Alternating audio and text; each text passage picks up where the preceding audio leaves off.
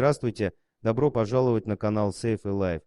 К моему глубочайшему сожалению, моя любимая теща, без иронии, после двухгодовой борьбы со смертельной болезнью все-таки скончалась. Даже мне, человеку, который знал ее всего 3 года, было очень плохо морально от этого. Я даже представить не могу, как было ее дочерям, одна из них моя жена, мужу ее матери, потеряла уже вторую последнюю дочь. Третий день, все по канонам православным. Во дворе стоим и прощаемся, в частном доме в деревне живем. На процессию врывается маленький котенок, и это несмотря на огромное количество людей и 3 собаки во дворе. Один пес его все-таки прогнал. Вечером, когда я остался один и управлялся по хозяйству, я заметил, что котенок вернулся. Я связался с женой, и она предложила мне его положить на соседний участок через забор, так как у них довольно много котов, и скорее всего это их котенок. Я так и сделал. Уже на следующий день котенок снова вернулся, и собаки, которые до этого рвали каждую мышь,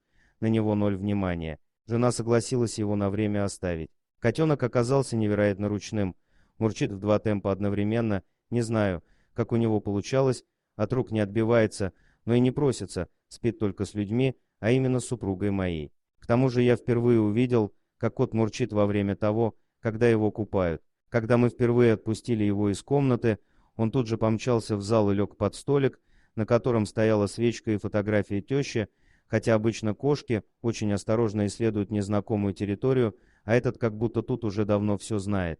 Коты остальные его почему-то очень боятся, хотя раньше всех новичков прогоняли тут же, а он наоборот к ним лезет знакомиться. А еще он невероятно любит смотреть в глаза. Наверняка вам знакома проблема, когда кота тяжело заставить обратить внимание на камеру, чтобы его красиво сфотографировать. Так вот, с ним этой проблемы не стоит вообще.